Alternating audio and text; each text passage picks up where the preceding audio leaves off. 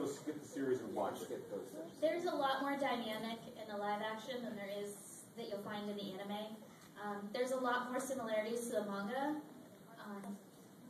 They aren't even in the live action. Unfortunately. And it kind of takes on its own life because it's not as similar to the anime and the manga that you'll feel like you're just rewatching everything. After you get past the first couple episodes when they're just kind of growing, because you start out with CG Luna, then you move to a plushie Luna, then you move to Sailor Luna. I mean, they evolve. Yes, you get a Sailor Luna. Chibiusa is not in it, Sailor Luna's in it. You just gotta look past that stuff. But there's a lot more. I call it, a fanfic lover's dream. It just evolves into that. Yeah, the reason why they went from CGI plushie to an actual actress is because the series ran out of money. So they had to, use a plushie toy for Luna. I just thought it was CG, that's stupid. Which is true. You in the blue? I don't know if you saw the spring 2011 poster that had all the anime series on it. There was one release that had a re-release of Sailor Moon. It was a joke, but that's for a huge thing on the internet that they were going to follow the manga. You mean the Cantonese commercial? No, it was one of those. You know how they release the posters that have all the new animes that are coming out through the seasons.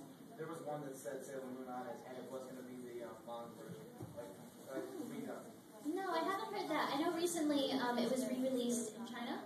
Well, it was a joke. Someone was trolling with that. Oh, okay. That's probably why I haven't heard it. Because I looked online, a lot of people got annoyed by that. Yeah, the only thing I found out recently was with the Cantonese commercial. It was released. It's a live action commercial. It's meant to show what the Sailor Senshi would be if they were adults with their own lives with children. But what it was just representing was the fact that the Sailor Moon fandom has grown up, and it was actually to re-release the anime. When a lot of people saw it, it wasn't subtitled. They thought there was a new live action being released. So that created a wave of information, which wasn't true. I'll be showing that. It's quite hilarious. I see another question. Yeah. In the American dub of the anime, Sailor Uranus and Neptune were switched from girlfriends into cousins. Did any of the dubs change it? Oh, actually, any other dubbed animes? I can think of. I know of one, but it's not. One Piece. Yes. Well, no, I thought like another Quad Captus. was of Sailor Moon. Yeah, that I would know.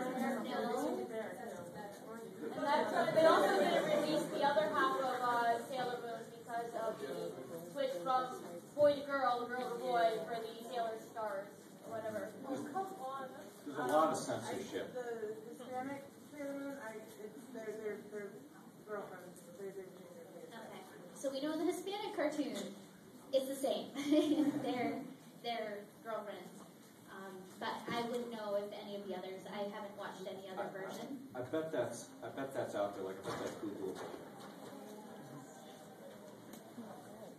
Okay, red hand in the back. I can't see your face. Yeah.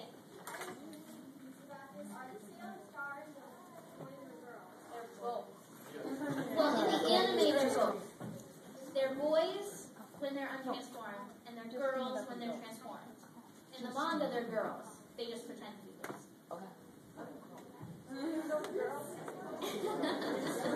I know, it gets confusing, but if you have not seen Stars and you want the opportunity to see Stars, definitely do so.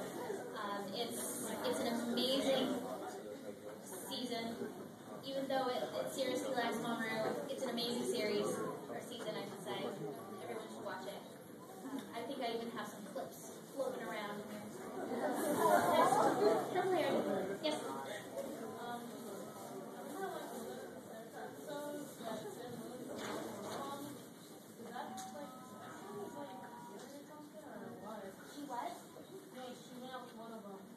Oh, when she was going out with Uranus? No. Oh, wait. Oh, Seiya? Yeah.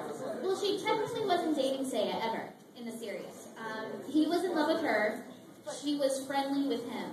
but she's such an outgoing, friendly character. And she was lonely because she hadn't heard from Mamoru, so she's a very friendly person.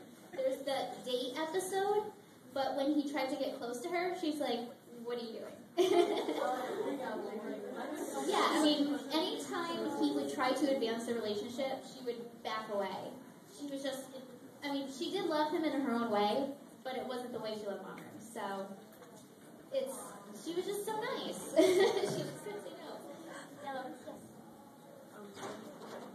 What is the, I've only seen the English dub and the translation. What is the actual age difference between Usagi and, I forget what you call it, Mamoru? Mamoru's 19.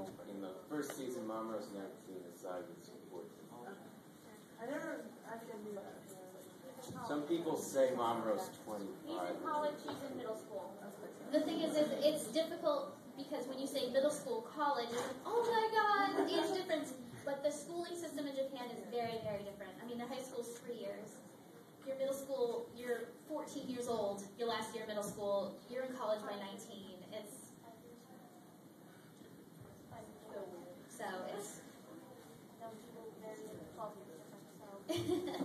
not as drastic as people instantly. Do you believe with the re-release of the manga that they'll start re-releasing anime in the United States? They should. There hasn't been anything about that. If they were to re-release it, it would have to be a complete remaster. When Naoko found out what we did with the dub, she was not happy. So it would have to be completely redone. I think it was like High where they kept the same storyline, but changed a couple maybe episodes or and some of the voice actors. Would probably be like that. Venus. Hey, I was just wondering why everyone thinks the dub is so inferior. I really have no problem with it. I think it's awesome. Some To each people his own. do, but others don't. It's- I don't mind it it is at all, that but it's inferior. like I watched it when I was a kid and I thought it was awesome, and I was like, when I was about to get older, I wasn't like upset about it. It was just, it was different. It was like, it's made for kids. It was made for kids back then, so they point out the obvious things. They don't use big words. So maybe to some people they don't like it, but I don't care. I like it either way.